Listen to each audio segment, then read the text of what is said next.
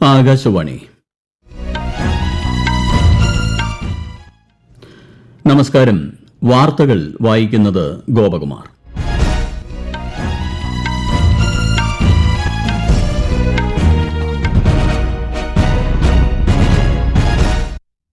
പ്രധാന വാർത്തകൾ. കേരളത്തിന്റെ പുതിയ മുഖ്യമന്ത്രിയുടെ കാര്യത്തിൽ അന്തിമ തീരുമാനമായില്ല. പ്രഖ്യാപനം വൈകാതെ ഉണ്ടാകുമെന്ന് കോൺഗ്രസ് ഹൈക്കമാൻഡ്. തമിഴ്നാട്ടിൽ കേവല ഭൂരിപക്ഷത്തിനുള്ള എണ്ണമുറപ്പിച്ച് ടിവികെ നേതാവ് വിജയ്. പിന്തുണ അറിയിച്ച് കത്ത് കൈമാറി വിസികെ. പശ്ചിമബംഗാൾ മുഖ്യമന്ത്രിയായി സുവേന്ദു അധികാരി സത്യപ്രതിജ്ഞ ചെയ്ത് അധികാരമേറ്റു. ഭരണത്തിലേറിയത് ബംഗാളിലെ ആദ്യ ബിജെപി മുഖ്യമന്ത്രി. പ്രധാനമന്ത്രി നരേന്ദ്രമോദിയുടെ കർണാടക, തെലങ്കാന, ഗുജറാത്ത് സന്ദർശനത്തിന് നാളെ തുടക്കമാകും. ദേശീയ പഞ്ചായത്ത് പുരസ്കാരങ്ങളിൽ കേരളത്തിന് നേട്ടം. നിരണം, ഒറ്റൂർ, മേലുകാവ്, ഹരിപ്പാട് പഞ്ചായത്തുകൾക്ക് അംഗീകാരം. കേരളത്തിൽ ബുധനാഴ്ച വരെ ശക്തമായ മഴയ്ക്ക് സാധ്യതയെന്ന് കേന്ദ്ര കാലാവസ്ഥാ വകുപ്പ്. കേരളം, ലക്ഷദ്വീപ് തീരങ്ങളിൽ അടുത്ത 4 ദിവസം മത്സ്യബന്ധനത്തിന് വിലക്ക്. വാർത്തകൾ വിശദമായി. കേരള മുഖ്യമന്ത്രിയെ തെരഞ്ഞെടുക്കാൻ ഇന്ന് ന്യൂഡൽഹിയിൽ നടന്ന കോൺഗ്രസ് ചർച്ചയിൽ തീരുമാനമായില്ല. കോൺഗ്രസ് ദേശീയ അധ്യക്ഷൻ മല്ലികാർജ്ജുൻ ഖർഗെയുടെ വസതിയിലായിരുന്നു യോഗം. അധികം വൈകാതെ അന്തിമ തീരുമാനമുണ്ടാകുമെന്ന് കോൺഗ്രസ് നേതാക്കൾ ഡൽഹിയിൽ വാർത്താസമ്മേളനത്തിൽ അറിയിച്ചു. തമിഴ്നാട്ടിൽ കേവല ഭൂരിപക്ഷത്തിന് ആവശ്യമായ അംഗങ്ങളുടെ പിന്തുണ ഉറപ്പിച്ച് വിജയ് നേതൃത്വം നൽകുന്ന തമിഴക വെട്രി കഴകം. നീണ്ട ചർച്ചകൾക്കിടെ വിടുതലൈ ചിരുതൈകൾ കക്ഷി വിസികെ 2 എംഎൽഎമാരുടെ പിന്തുണ അറിയിച്ച് ടിവികെയ്ക്ക് കത്ത് നൽകി. ഇതോടെ ആവശ്യമായ 118 എംഎൽഎമാരുടെ പിന്തുണയോടെ സർക്കാർ രൂപീകരണത്തിന് സാധ്യത തെളിഞ്ഞു. IUMLും ടിവികെയ്ക്ക് പിന്തുണ അറിയിച്ചിട്ടുണ്ട്. നേരത്തെ ഏറ്റവും വലിയ ഒറ്റകക്ഷിയെ സർക്കാർ രൂപീകരിക്കാൻ ക്ഷണിക്കേണ്ടത് ഗവർണറുടെ കടമയാണെന്ന് CPIM ദേശീയ ജനറൽ സെക്രട്ടറി MA ബേബി ചെന്നൈയിൽ മാധ്യമങ്ങളോട് പറഞ്ഞിരുന്നു.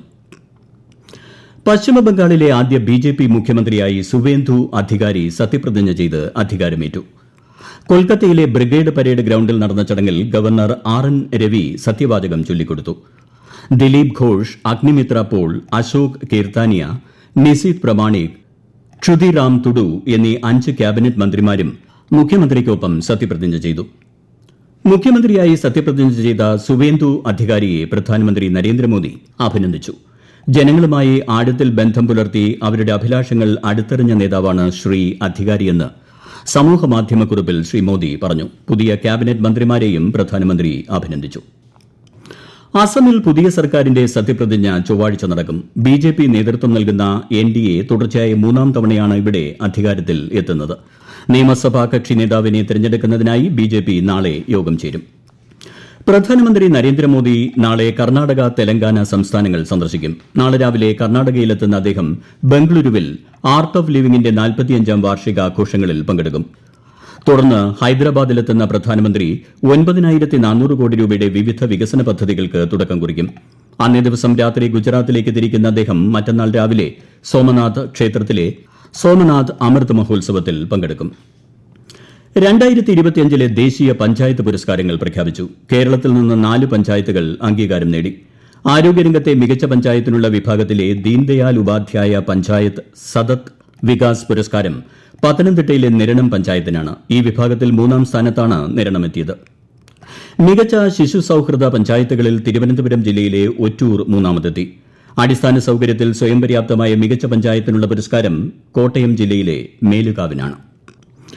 ആലപ്പുഴയിലെ ഹരിപ്പാട് ബ്ലോക്ക് പഞ്ചായത്തും ദേശീയ പഞ്ചായത്ത് പുരസ്കാരങ്ങളിൽ നേട്ടം കൊയ്തു. മികച്ച ബ്ലോക്ക് പഞ്ചായത്തിനുള്ള നാനാജി ദേശ്മുഖ് സർവോത്തം പഞ്ചായത്ത് സതത് വികാസ് പുരസ്കാരമാണ് ഹരിപ്പാടിന് ലഭിച്ചത്. വിശദാംശങ്ങളുമായി ആകാശവാണി ആലപ്പുഴ ജില്ലാ പ്രതിനിധി R രവികുമാർ. ഗ്രാമീണ വികസനം, സ്ഥിരതയാർന്ന പുരോഗതി, ജനപങ്കാളിത്തം, ശുചിത്വം, കാർഷിക വികസനം, സാമൂഹ്യ ക്ഷേമ പ്രവർത്തനങ്ങൾ തുടങ്ങിയ മേഖലകളിൽ മികച്ച പ്രകടനം കാഴ്ചവെച്ചതിനുള്ള ദേശീയ അംഗീകാരമാണ് ഹരിപ്പാട് ബ്ലോക്ക് പഞ്ചായത്തിന് ലഭിച്ചിട്ടുള്ളത്. 2023-2024 വർഷം ബ്ലോക്ക് പഞ്ചായത്തിന് കീഴിലുള്ള 7 ഗ്രാമപഞ്ചായത്തുകളുടെ മികച്ച പ്രവർത്തനത്തെ അടിസ്ഥാനമാക്കിയുള്ള മൂല്യനിർണ്ണയത്തിലൂടെയാണ് 2025 ദേശീയ പഞ്ചായത്ത് അവാർഡിന് ഹരിപ്പാട് ബ്ലോക്ക് അർഹമായത്. 2 കോടി രൂപയാണ് പുരസ്കാര തുക. അഗ്നി മിസൈലിന്റെ അത്യാധുനിക പതിപ്പിന്റെ പരീക്ഷണം ഇന്ത്യ വിജയകരമായി പൂർത്തീകരിച്ചു. ഒഡീഷയിലെ ഡോക്ടർ APJ അബ്ദുൽ കലാം ദ്വീപിൽ നിന്നായിരുന്നു വിക്ഷേപണം. ഇന്ത്യൻ മഹാസമുദ്രത്തിലെ വ്യത്യസ്ത ലക്ഷ്യങ്ങൾ ഒരേ സമയം ഭേദിക്കാൻ ഈ പതിപ്പിന് കഴിഞ്ഞതായി രാജ്യരക്ഷാ മന്ത്രാലയം സമൂഹമാധ്യമത്തിൽ കുറിച്ചു. ഈ വാർത്തകൾ ആകാശവാണിയിൽ നിന്ന്. ആകാശവാണി വാർത്തകളും വാർത്താ അധിഷ്ഠിത പരിപാടികളും All India Radio News Thiruvananthapuram YouTube ചാനലിലും at All India Radio News Thiruvananthapuram Facebook പേജിലും AIR ന്യൂസ് തിരുവനന്തപുരം ഇൻസ്റ്റഗ്രാം അക്കൌണ്ടിലും അറ്റ് AIR ന്യൂസ്_TVM X ഹാൻഡിലും ലഭ്യമാണ്. ആകാശവാണിയുടെ അഖില കേരള റേഡിയോ നാടകോത്സവത്തിന് നാളെ തുടക്കമാകും.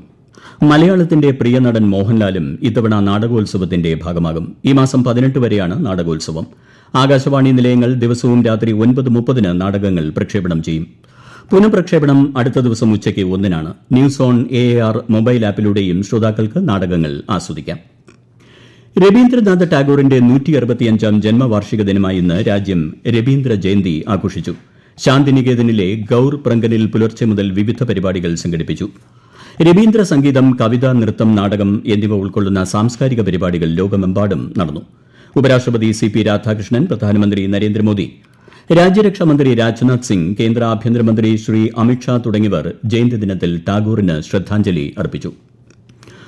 ഉഭയകക്ഷി സഹകരണം കരുത്തുറ്റതാക്കാൻ ട്രിനിഡാഡ് ആൻഡ് ടൊബാഗോ പ്രധാനമന്ത്രി കമല പെർസാദ് ബിസത്സറുമായി വിദേശകാര്യമന്ത്രി S. ജയശങ്കർ കൂടിക്കാഴ്ച നടത്തി. ഇന്ത്യയും ട്രിനിഡാഡ് ആൻഡ് ടൊബാഗോയും തമ്മിലുള്ള സവിശേഷമായ പരമ്പരാഗത ബന്ധത്തെ ഡോക്ടർ ജയശങ്കർ പ്രകീർത്തിച്ചു. India has traditionally had very warm and friendly relations with Trinidad and Tobago, and these ties have been underpinned by shared history, our struggle against colonialism, and by our very special bonds of cricket. The people of our two countries share so much in common, whether we talk of clothing and sports or food habits and traditions. സന്ദർശനവേളയിൽ Trinidad and ടൊബാഗോയിലെ വിദേശകാര്യ CARICOM മന്ത്രാലയത്തിൽ നടന്ന പതാക ഉയർത്തൽ ചടങ്ങിനെ അദ്ദേഹം അഭിസംബോധന ചെയ്തു. യുവസംഘം 6ാം ഘട്ടത്തിന്റെ ഭാഗമായി 39 കേരള ലക്ഷദ്വീപ് സംഘം ജമ്മു കാശ്മീർ, ലഡാക്ക് എന്നിവിടങ്ങളിലേക്ക് യാത്ര തിരിച്ചു. ഉന്നത വിദ്യാഭ്യാസ വകുപ്പിന്റെ ഏക ഭാരതം ശ്രേഷ്ഠ ഭാരതം യജ്ഞത്തിന്റെ ഭാഗമായി നടക്കുന്ന യുവസംഘം 6ാം ഘട്ടത്തിൽ Indian institute of management Kozhikode, IIM ജമ്മുവുമായി ചേർന്നാണ് വിദ്യാർത്ഥി വിനിമയ പരിപാടി സംഘടിപ്പിക്കുന്നത്. കേരളത്തിൽ ബുധനാഴ്ച വരെ ഇടിമിന്നലോടുകൂടിയ മഴയ്ക്കും ശക്തമായ കാറ്റിനും സാധ്യതയെന്ന് കേന്ദ്ര കാലാവസ്ഥാ വകുപ്പ്. ഇന്ന് തിരുവനന്തപുരം മുതൽ തൃശൂർ വരെയുള്ള ജില്ലകളിലും കോഴിക്കോടും മഞ്ഞ ജാഗ്രതാ നിർദ്ദേശം നൽകിയിട്ടുണ്ട്. തിരുവനന്തപുരം മുതൽ ഇടുക്കി വരെയുള്ള 7 ജില്ലകളിൽ നാളെയും മഞ്ഞ ജാഗ്രതയാണ്. കേരളം, ലക്ഷദ്വീപ് തീരങ്ങളിൽ അടുത്ത 4 ദിവസം മത്സ്യബന്ധനത്തിന് വിലക്ക് ഏർപ്പെടുത്തി. കേരളം, ലക്ഷദ്വീപ്, ദക്ഷിണ കർണാടകം, തമിഴ്നാട്, പുതുച്ചേരി, കാരയ്ക്കൽ എന്നിവിടങ്ങളിൽ അതിശക്തമായ മഴയ്ക്ക് സാധ്യതയെന്ന് കേന്ദ്ര കാലാവസ്ഥാ വകുപ്പ്. അടുത്ത 3 ദിവസം ഈ സ്ഥിതി തുടരും. ഒഡീഷ, റായലസീമ, തെലങ്കാന മേഖലകളിൽ ഇടിമിന്നലിനും സാധ്യതയുണ്ട്. എന്നാൽ പടിഞ്ഞാറൻ രാജസ്ഥാൻ, ഗുജറാത്ത് സംസ്ഥാനങ്ങളിലെ ചിലയിടങ്ങളിൽ ഉഷ്ണതരംഗ സാഹചര്യമുണ്ടാകാൻ ഇടയുണ്ടെന്നും മുന്നറിയിപ്പിൽ പറയുന്നു. വ്യവഹാരങ്ങൾക്ക് രമ്യമായ പരിഹാരം ലക്ഷ്യമിട്ട് ദേശീയ ലീഗൽ സർവീസസ് അതോറിറ്റി രാജ്യമെമ്പാടും ഈ വർഷത്തെ 2ാമത്തെ ദേശീയ ലോക് അദാലത്ത് സംഘടിപ്പിച്ചു.